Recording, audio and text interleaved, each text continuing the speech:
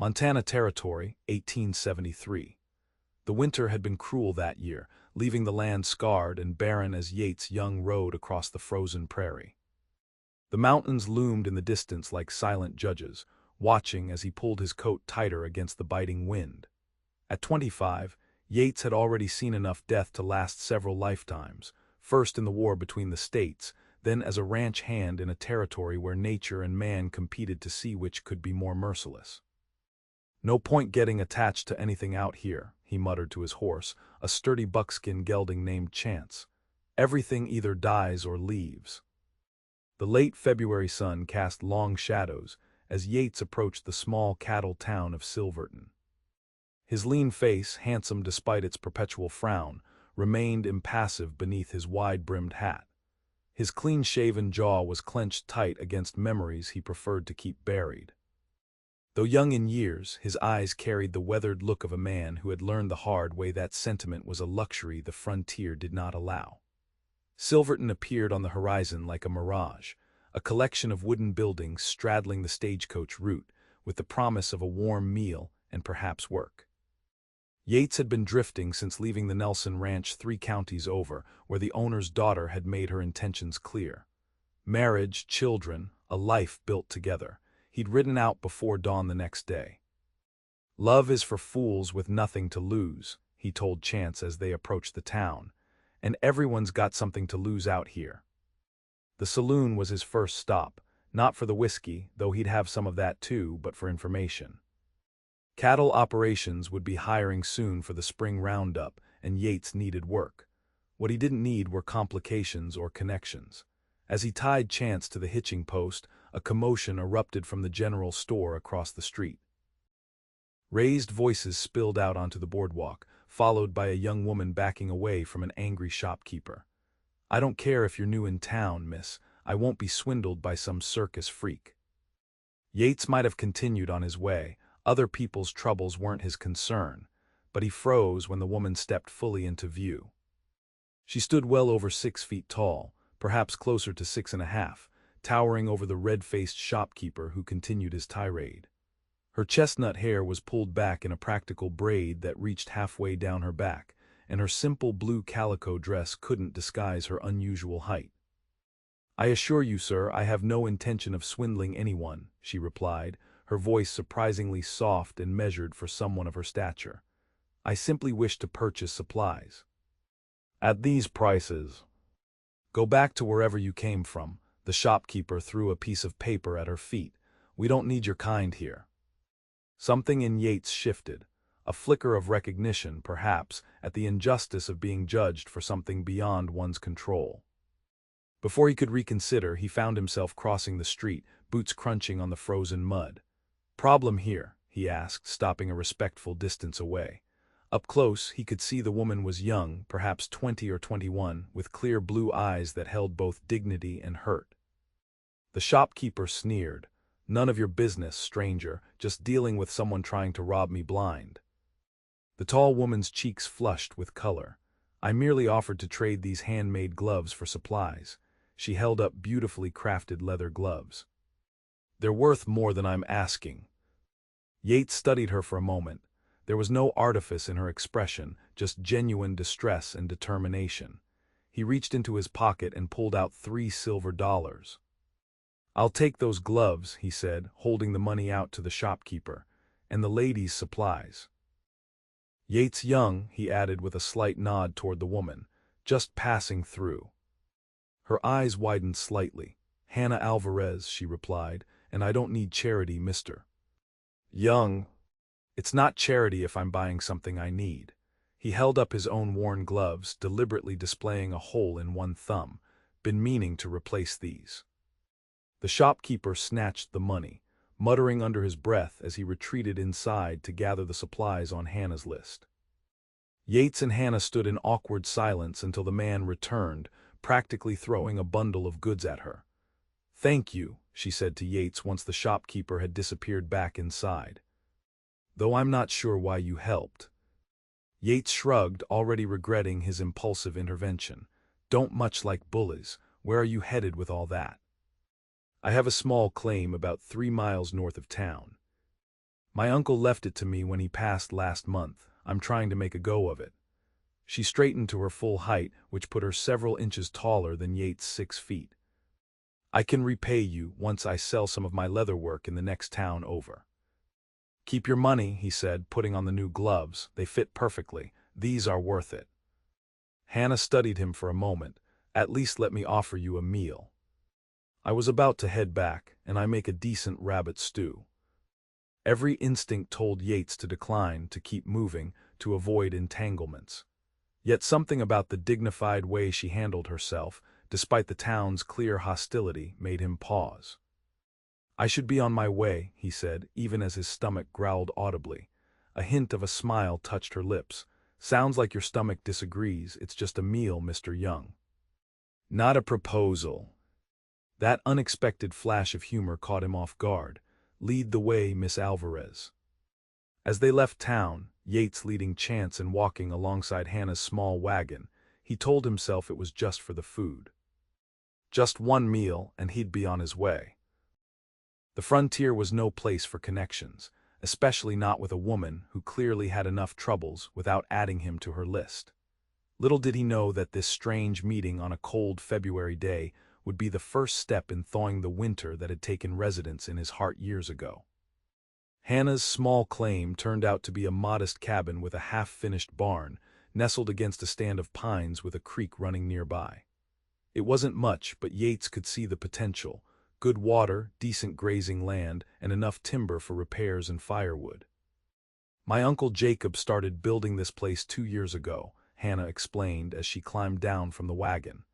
He wrote that it would be my inheritance someday, but I didn't expect someday to come so soon. You traveled here alone? Yates asked, helping her unload the supplies. From Colorado. After my parents died of fever last year, there wasn't much keeping me there. She paused, then added quietly, and people tend to stare less when you're moving through a place rather than staying in it. The simple truth of that statement struck Yates. He knew something about not fitting in, about carrying visible reminders of what made you different. People will always find something to gawk at, he said, unconsciously touching the faded scar that ran along his jawline, a souvenir from Shiloh. Hannah nodded, seeming to understand what went unspoken. Well, they can stare all they want. I'm not leaving. This land is mine now. Inside, the cabin was sparse but clean, with a few feminine touches.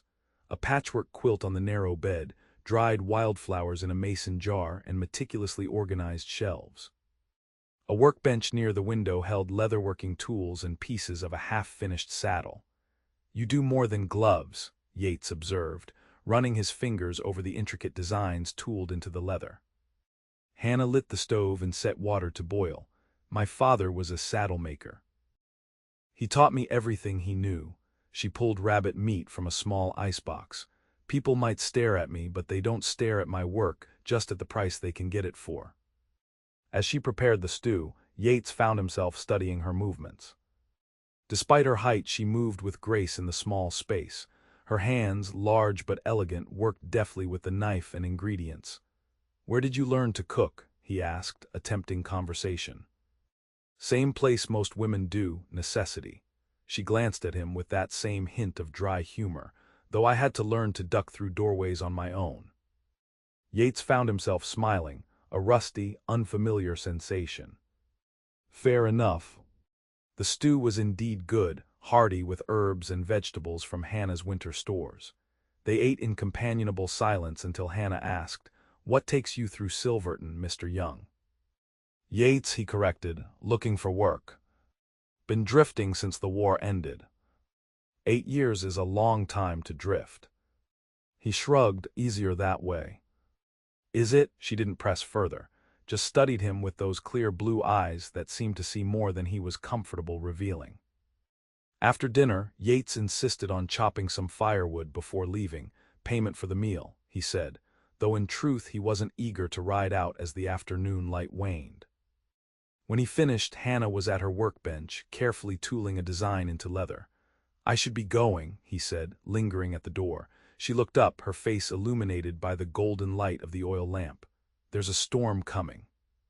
I can feel it in my joints, one advantage of being built like a pine tree. She nodded toward the window, where dark clouds were gathering on the horizon. "You're welcome to sleep in the barn. It's not much, but it's better than being caught in a late winter storm." Yates hesitated. He prided himself on reading weather, but he'd been too distracted to notice the changing sky. The thought of riding through a Montana snowstorm held little appeal. "I wouldn't want to impose." "It's not an imposition to offer shelter from a storm, Yates. It's just being human." There it was again, that simple wisdom that seemed to cut through his carefully constructed defenses. Just being human, as if it were that simple. "All right," he conceded, "thank you." That night, as snow began to fall and the wind howled around the unfinished barn, Yates lay on a pile of hay, wrapped in his bedroll, listening to the storm. He told himself it was just for one night. In the morning he'd ride out, find work elsewhere, continue on as he always had. But something about Hannah Alvarez, her quiet dignity, her determination to carve out a place for herself despite the odds, stirred uncomfortable questions. Questions about the life he'd been living, drifting from job to job, place to place, never allowing himself to put down roots or form attachments. "Just one night," he whispered to Chance, who nickered softly in response. "Then we're gone." Morning came with a world transformed by snow, nearly 2 feet of it blanketing everything in sight. Yates emerged from the barn to find Hannah already outside, attempting to clear a path to the water pump. "Let me," he said, taking the shovel from her hands. Their fingers brushed, and he felt an unexpected jolt, like touching a fence in summer lightning. "Thank you. I need to check my snare line once there's a path. Can't afford to miss a day's catch." Yates nodded, already beginning to shovel with efficient strokes. "I'll take care of that too." "You don't have to." "I know," he paused, leaning on the shovel, "but you fed me, sheltered me. Least I can do is help out before I leave." Hannah studied him for a moment, then nodded. "All right, I'll make breakfast." The storm had blocked the roads, making travel difficult. After checking Hannah's snares, finding 2 rabbits and a grouse, Yates found himself offering to stay another day to help clear more snow and make repairs to the barn that couldn't wait for spring. One day became 2, then 3. They fell into an unexpected rhythm, Yates working outside, Hannah cooking and continuing her leatherwork. In the evenings, they sat by the fire, Hannah reading aloud from one of her few books while Yates whittled or mended tack. On the 4th day, as Yates repaired a section of the barn roof, Hannah called up to him. "Mr. Peterson from the general store is here." Yates climbed down to find the shopkeeper who had been so rude to Hannah days earlier, looking distinctly uncomfortable. "What brings you all the way out here?" Yates asked, positioning himself slightly in front of Hannah. Peterson cleared his throat. "Got word the Double J Ranch is hiring. Thought you might be interested." He glanced at Hannah, then away quickly. "They need hands for spring roundup and you look capable enough." Yates felt Hannah stiffen beside him. "The Double J. That's Jeremiah Jenkins' spread, isn't it?" Peterson nodded. "Best paying outfit in the territory. They're sending men into town tomorrow to hire. Thought you should know." He hesitated, then added grudgingly, "And Miss Alvarez, I've had some inquiries about leatherwork.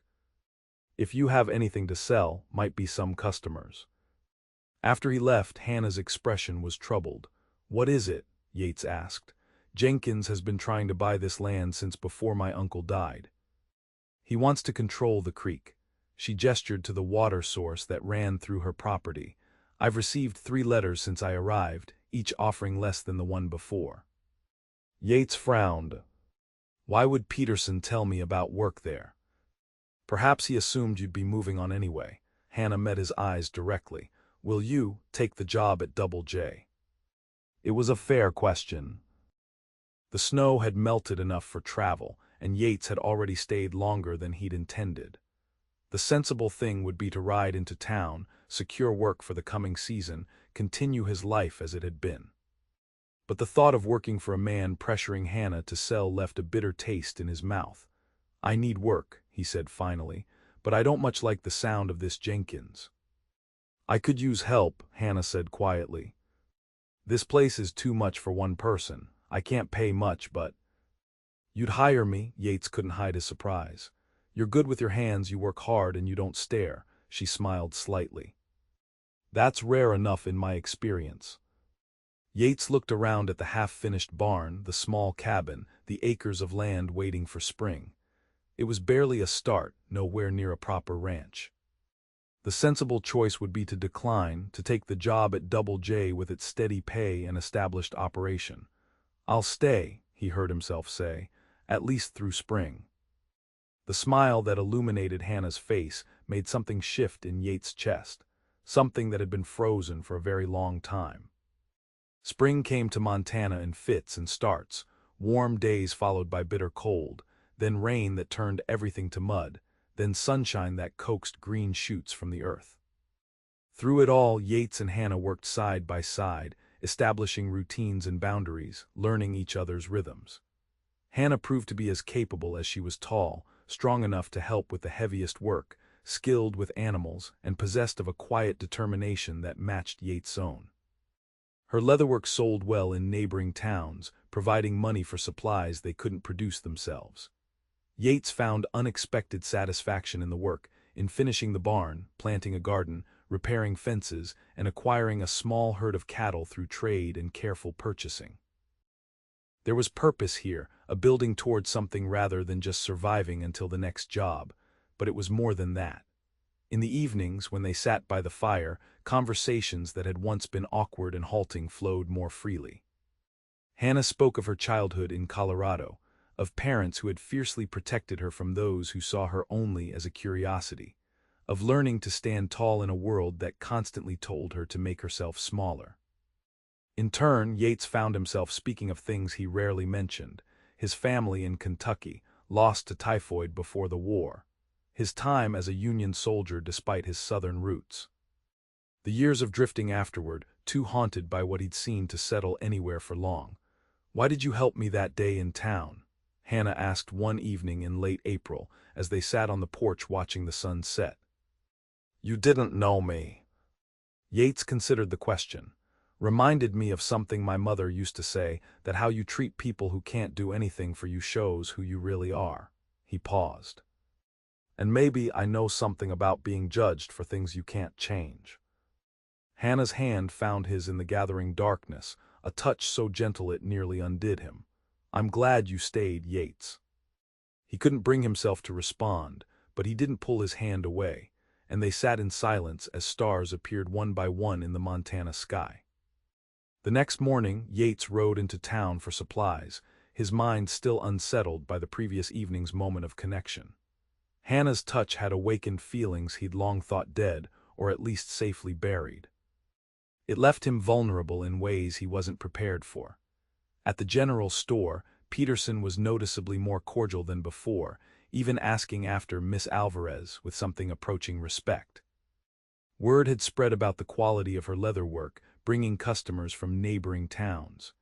As Yates loaded supplies into his saddlebags, a shadow fell across him. He turned to find himself facing three men, all wearing the Double J brand on their vests. "You young?" the largest one asked, a man with a face like weathered leather and cold eyes. Yates nodded, immediately wary. "Boss wants to talk to you, says you're squatting on land he's got his eye on." "I work for Miss Alvarez. It's her land, legal and proper." The man stepped closer. "Jenkins doesn't like being refused. Especially not by some circus attraction and her hired gun." Yates' hands clenched. "That circus attraction is a lady with more dignity than your boss has in his little finger. And I'm no hired gun, just a ranch hand who doesn't appreciate the tone you're taking." Big words for a man who's outnumbered. The cowhand glanced at his companions. "Jenkins says to deliver a message. He's offering one last time, $500 for that claim. After that, things might get difficult for a woman alone in these parts." "She's not alone," Yates said quietly, his voice all the more dangerous for its softness.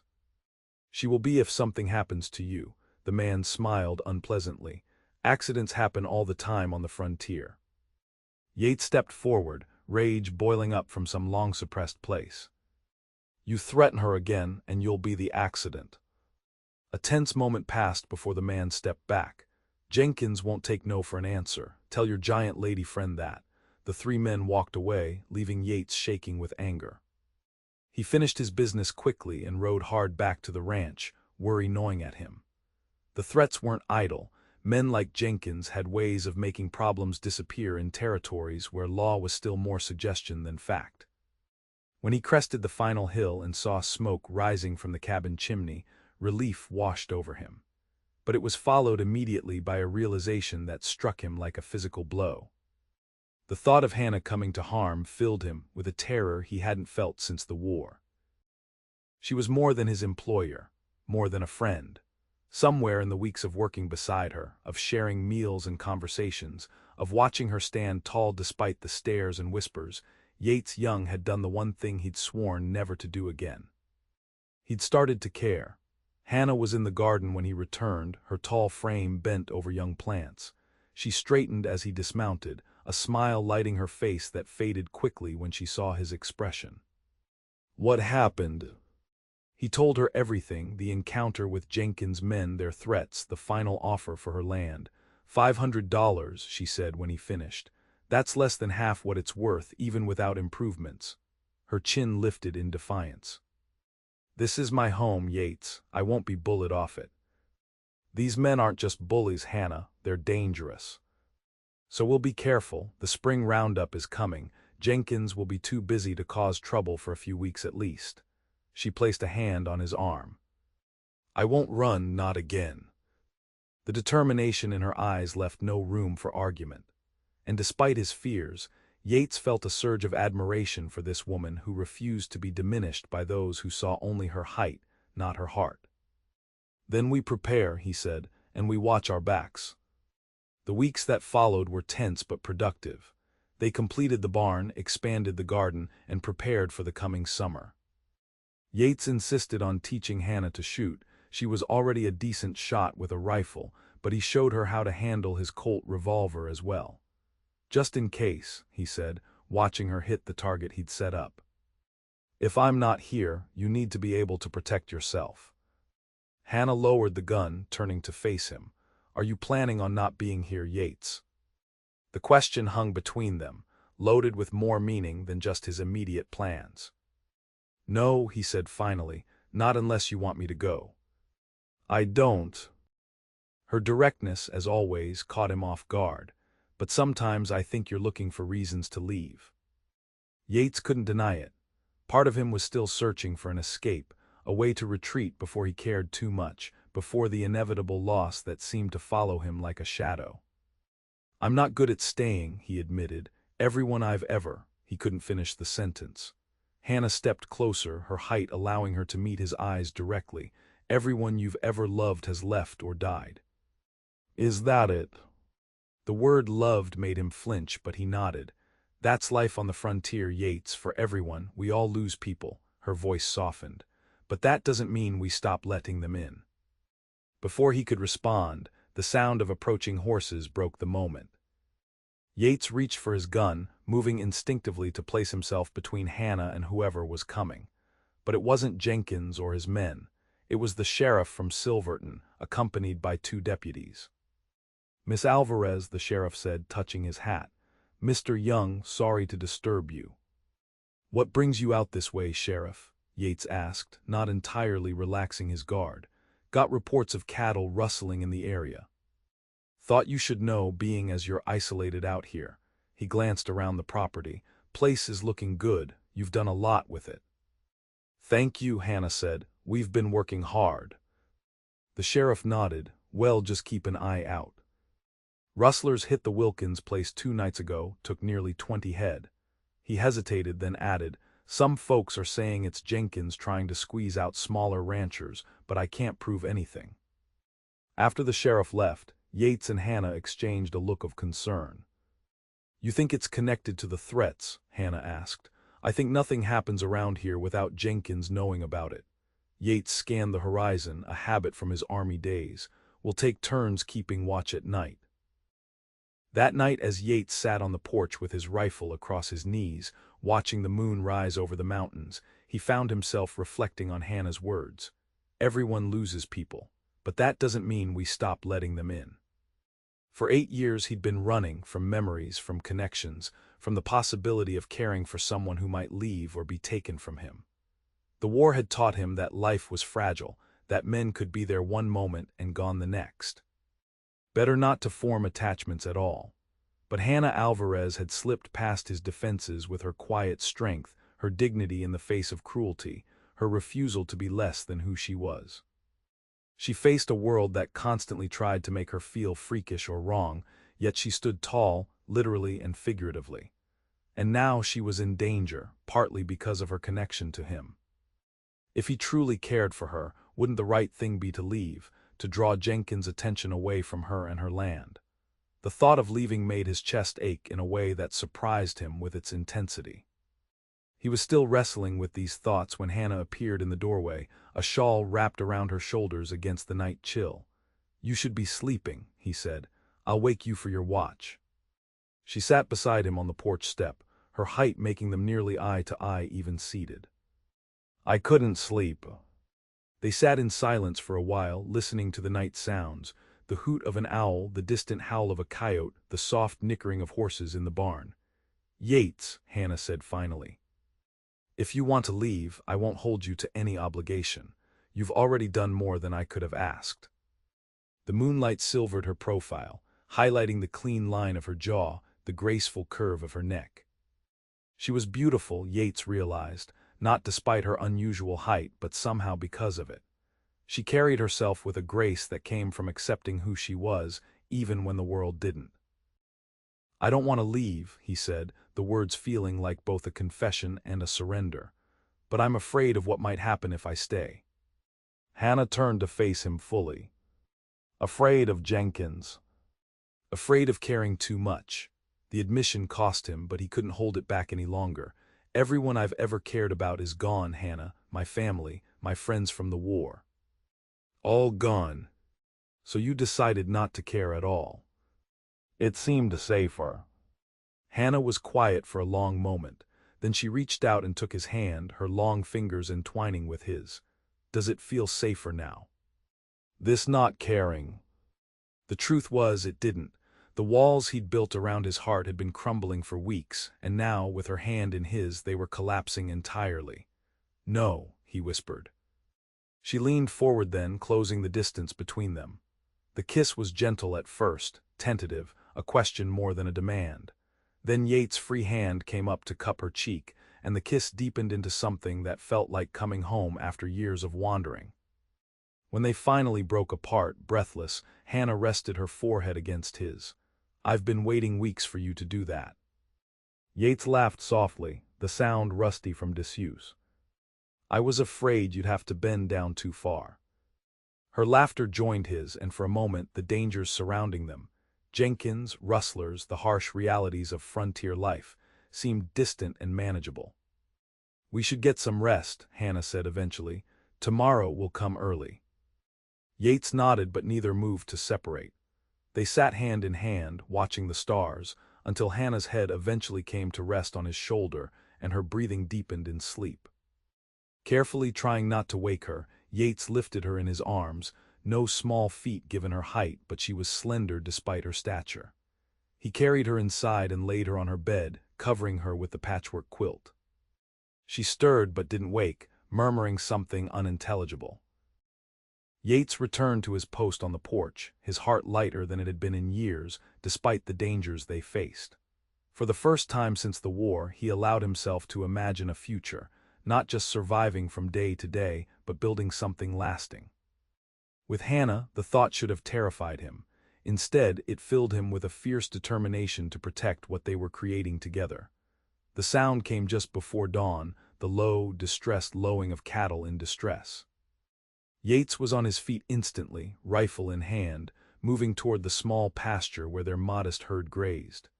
In the pre-dawn light, he could make out figures on horseback, driving several head of cattle toward the far fence line. Rustlers, just as the sheriff had warned. Yates fired a warning shot into the air. That's far enough. The rustlers scattered, abandoning the cattle they'd been attempting to steal. All except one, who wheeled his horse around and charged directly at Yates, firing wildly. Yates dove for cover behind a water trough as bullets splintered wood around him. He returned fire, aiming for the horse rather than the rider. The animal went down with a scream that cut through the morning air, throwing its rider clear. The man staggered to his feet, still firing. Yates recognized him as one of Jenkins' men from town, the one who had delivered the threats. "You're making a mistake, Young," the man shouted. "Jenkins will burn you out for this." "This isn't Jenkins' land," Yates called back, "and those aren't his cattle." The standoff might have continued, but a rifle shot from the direction of the cabin sent the rustler diving for cover. Hannah stood in the doorway, rifle raised, her tall form unmistakable even in the dim light. Outgunned, the rustler made a break for the tree line, where his companions had already disappeared. Yates let him go, killing a man, even one caught in the act of rustling, would only bring more trouble. "Are you all right?" Hannah asked, hurrying to his side once the danger had passed. "Fine." Yates examined a graze on his arm where a bullet had come too close. "But this changes things. They'll be back and in greater numbers." Hannah's face was set in determined lines. "Then we'll be ready." They spent the day fortifying the ranch as best they could, moving the cattle closer to the barn, reinforcing doors and windows, positioning firearms where they could be quickly accessed. As evening approached, Yates saddled Chance. "Where are you going?" Hannah asked, alarm evident in her voice. "To town. I need to talk to the sheriff, make sure he knows what happened." Yates checked his revolver before holstering it. "And I want to send a telegram." "To whom?" "An old friend from the war. He owes me a favor." Yates mounted up, looking down at Hannah's worried face. "I'll be back by morning. Keep the doors locked and stay alert." She nodded, then reached up to grasp his hand. "Be careful, Yates, please." He squeezed her hand, then bent down from the saddle to kiss her, a brief, fierce promise of return. "I will."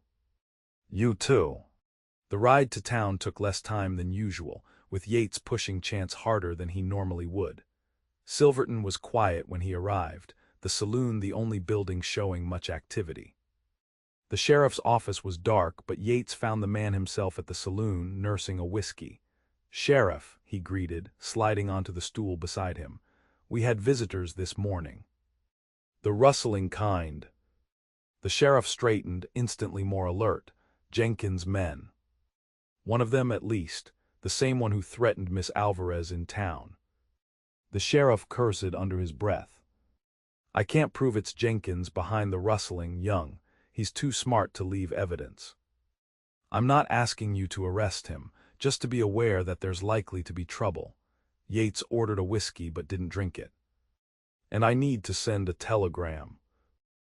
The sheriff directed him to the telegraph office, where a sleepy operator reluctantly agreed to send a message to Denver. It was brief.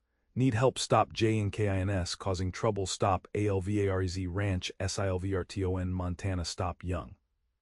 With that done, Yates headed back to the saloon for information. The bartender, a man named Giles who seemed to know everyone's business, was more than willing to talk. "Jenkins is in a state, that's for sure," Giles said, polishing a glass. "Word is he's got some big investor coming to see the operation next month, some Eastern money man looking to back a major cattle venture. But he needs to control that water rights for it to work." "Hannah's Creek." Giles nodded. "Without that water access, the deal falls apart, and Jenkins is not a man who takes kindly to having his plans disrupted." "Especially not by a woman," Yates added. "Especially not by a woman who stands head and shoulders above him in more ways than one." Giles set down the glass. "Watch your back, Young. Jenkins fights dirty when he's cornered." Yates left town shortly after midnight, eager to return to the ranch before dawn. The night was clear, stars scattered like diamonds across the vast Montana sky. He allowed himself to think about the future, about building a life with Hannah, about the ranch becoming a real home. It was dangerous to hope, he knew. But for the first time in years, the risk seemed worth taking. He was within sight of the ranch when he saw the orange glow against the night sky. His heart turned to ice in his chest. Fire. Spurring Chance to a gallop, Yates raced toward the burning barn. The structure was fully engulfed, flames reaching hungrily toward the sky. His first thought was for Hannah. Where was she? Had she escaped? "Hannah," he shouted, leaping from Chance while the horse was still moving. A figure emerged from the shadows near the cabin, tall, unmistakable. Yates. Relief crashed through him as Hannah ran toward him. She was alive, unharmed. "They came about an hour ago," she said, her face streaked with soot. "6 men with torches. I fired warning shots, but they still set the barn alight." Her voice broke. "The cattle, I couldn't get them all out." Yates pulled her into his arms, holding her tightly. "The cattle don't matter, you're safe, that's all that matters." Over her shoulder he saw riders approaching, too many to be the returning arsonists. As they drew closer, he recognized the sheriff and several townsmen. "Saw the fire from town," the sheriff said, dismounting. "Organized a bucket brigade, but—" He gestured helplessly at the inferno that had been the barn. "Looks like we're too late." "Jenkins?" Yates asked, though he already knew the answer. The sheriff's grim nod confirmed it. "Most likely, but proving it." "I don't need proof," Yates said, his voice hard as stone. "I know who did this." The rest of the night passed in a blur of activity, fighting the fire to keep it from spreading to the cabin, rounding up the surviving cattle, treating burns and smoke inhalation. By dawn, the barn was nothing but smoldering ruins, and everyone was exhausted. The sheriff and townsmen left as the sun rose, promising to return with supplies to help rebuild. Yates and Hannah stood amid the devastation, surveying what remained of their hard work. "We can rebuild," Hannah said, her voice steady despite the tears that had left tracks through the soot on her face.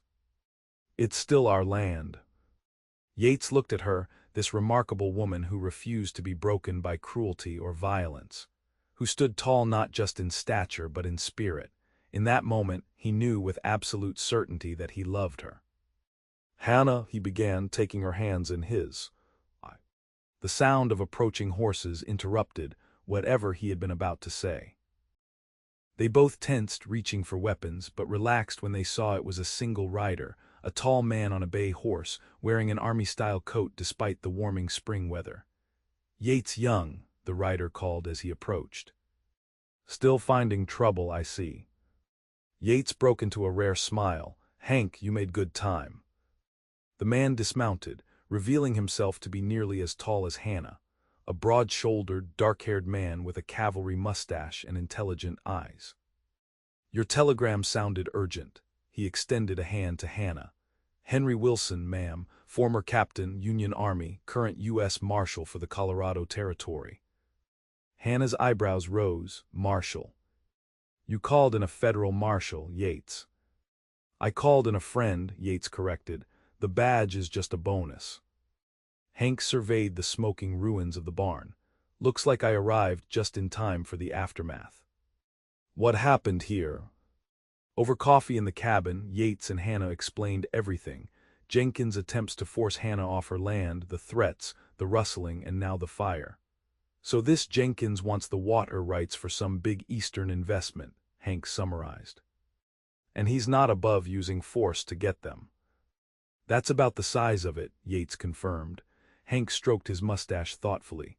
"Well, arson and rustling are still crimes, even in Montana territory. And while I don't have jurisdiction here officially, a federal badge tends to make people nervous." He smiled grimly. "Perhaps it's time Mr. Jenkins had a conversation with the law." "He's got men," Yates warned. "And money." "And we've got right on our side," Hank replied. "Plus, I brought something that might help even the odds." He reached into his saddlebag and withdrew a folded document, which he handed to Hannah. "Had a friend at the land office in Denver look into your claim before I left. This is a certified copy of your deed, with federal validation. Jenkins can't touch this land legally, no matter how much money he has." Hannah unfolded the document, her hands trembling slightly. "Thank you, Marshal. This means more than you know." "Call me Hank. Any friend of Yates is a friend of mine." He glanced between them with a knowing look. "Though I suspect you're more than just friends these days." Yates felt heat rise in his face but didn't deny it. Hannah's hand found his, their fingers intertwining naturally now. Well then, Hank said, rising. Let's pay a visit to Mr. Jenkins and explain the situation. Sometimes a friendly chat is all it takes to resolve these matters. And if it doesn't, Hannah asked. Hank's smile didn't reach his eyes. Then we'll try a less friendly approach. The Jenkins Ranch was a sprawling affair, with a two-story main house, numerous outbuildings, and vast grazing lands stretching toward the mountains. Clearly, Jeremiah Jenkins had prospered in Montana.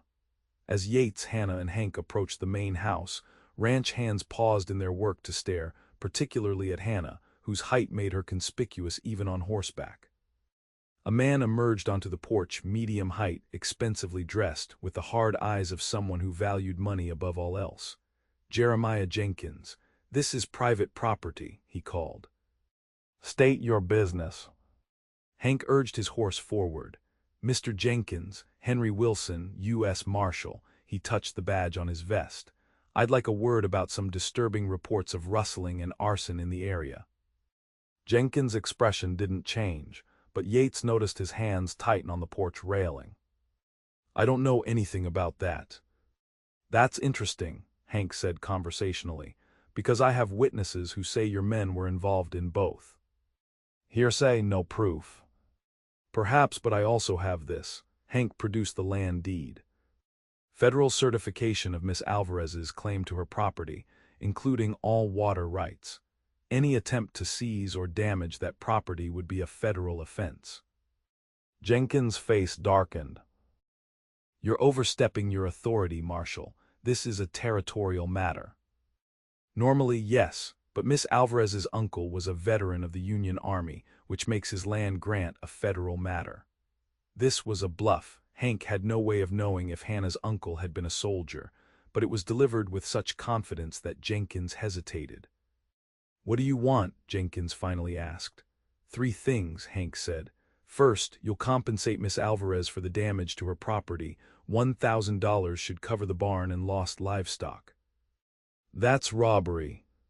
Second, Hank continued as if Jenkins hadn't spoken, you'll sign a formal acknowledgement of her water rights, renouncing any claim to that creek. Jenkins was nearly apoplectic now. And the third, you'll leave her and Mr. Young alone, completely. Any further trouble traced back to you or your men will result in federal charges. Hank smiled thinly. I have friends in the territorial governor's office who would be very interested in examining your business dealings more closely. For a long moment, Jenkins looked as if he might explode with rage. Then, abruptly, his demeanor changed. The anger didn't disappear, but it was masked by a calculating coolness. You drive a hard bargain, Marshal. He glanced at Hannah, then Yates. Very well, I'll have the money and the signed acknowledgement ready by tomorrow noon. Will that satisfy you? Hank nodded. It's a start. As they rode away from the Jenkins ranch, Yates couldn't shake a sense of unease. He gave in too easily. I noticed that too, Hank agreed. He's planning something. But what can he do? Hannah asked. With the federal certification and your intervention. Men like Jenkins always have contingency plans, Hank said grimly. We should be prepared for anything. They spent the rest of the day preparing for whatever retaliation might come, setting up a watch rotation, positioning firearms for easy access, planning escape routes if needed. Through it all, Yates was acutely aware of Hannah's steadfast presence, her refusal to show fear even in the face of danger. That night, as they sat by the fire in the cabin, Hank excused himself to check the perimeter, giving them a moment alone. Hannah, Yates said softly, taking her hand. When this is over, if we come through this, I want you to know that He faltered, the words sticking in his throat. She waited patiently, her blue eyes reflecting the firelight. I've spent 8 years running, he finally continued.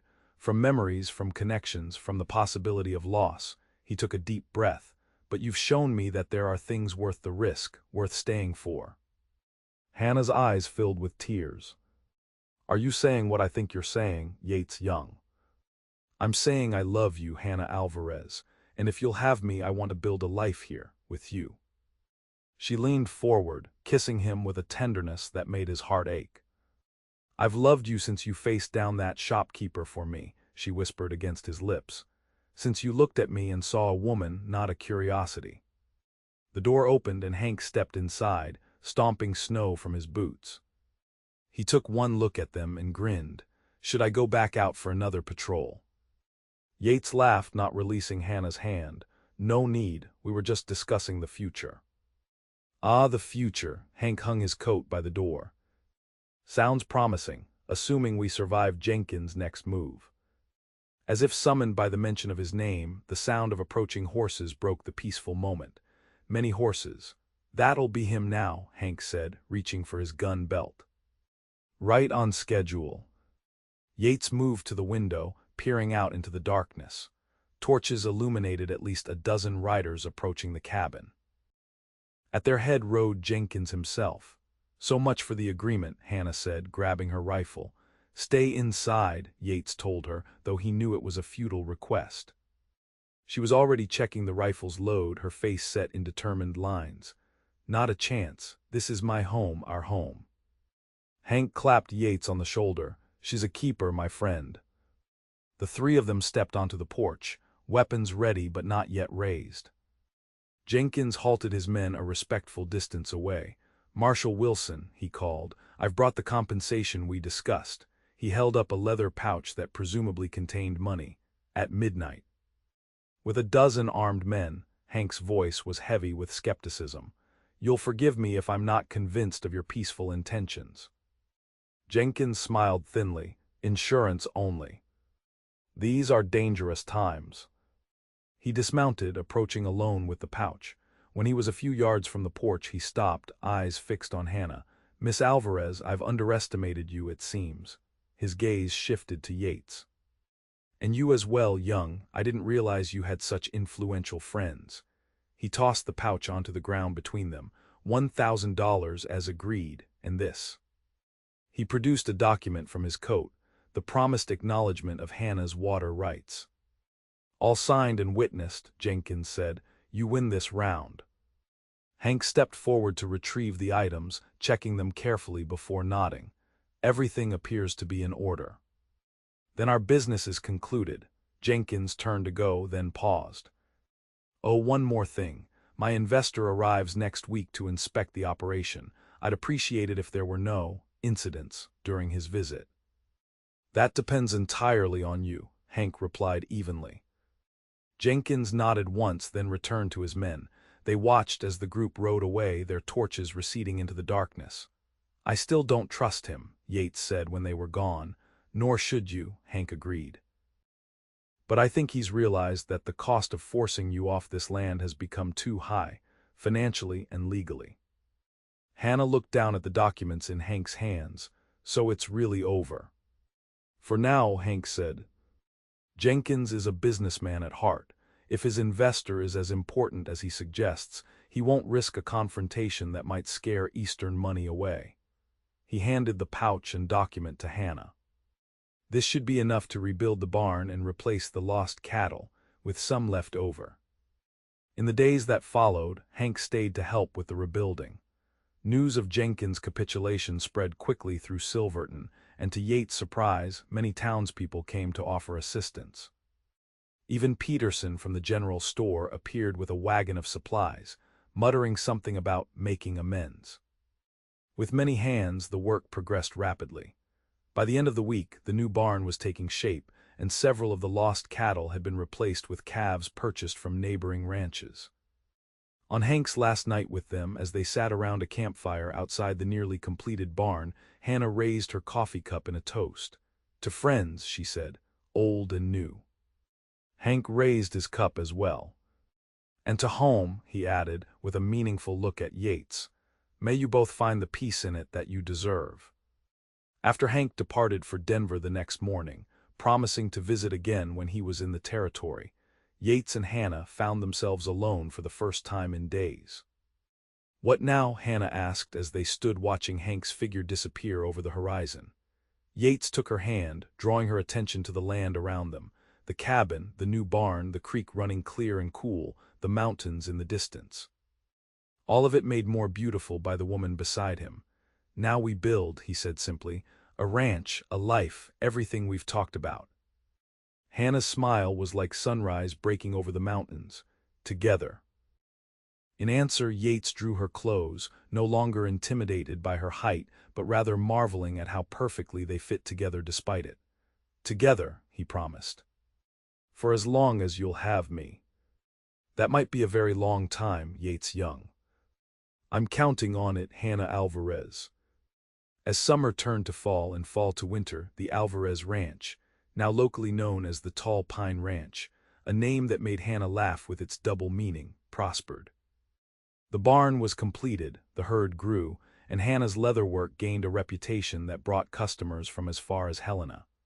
Jenkins kept his distance, his focus apparently shifted to other ventures after his Eastern investor proved less interested than hoped. The townspeople of Silverton, seeing Hannah's dignity and determination, gradually accepted her as one of their own. And Yates, the man whose heart had been frozen by loss and war, found himself thawing more each day in the warmth of Hannah's love.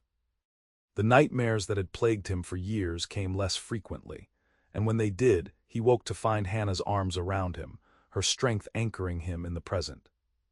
On Christmas Eve, with snow falling gently outside and a fire crackling in the hearth, Yates placed a small wooden box in Hannah's hands. "What's this?" she asked, turning it curiously. "Open it," he urged. Inside was a ring, a simple gold band with a small sapphire that matched the color of Hannah's eyes. "It was my mother's," Yates explained softly. "The only thing I have left from before the war. I've carried it with me all these years, not knowing why I kept it." He took her hand. "Now I know it was waiting for you." Hannah's eyes filled with tears as Yates dropped to one knee before her.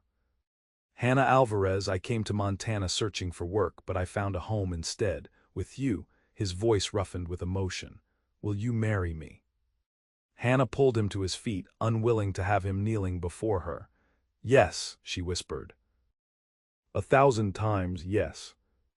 They were married in the spring, with Hank returning to stand as Yates' best man and the entire town of Silverton in attendance. The ceremony was held outdoors, under a clear Montana sky, with the mountains bearing witness to their vows. As they exchanged rings, Yates looked up at his bride, tall, beautiful, strong in all the ways that mattered, and marveled at the journey that had brought them together.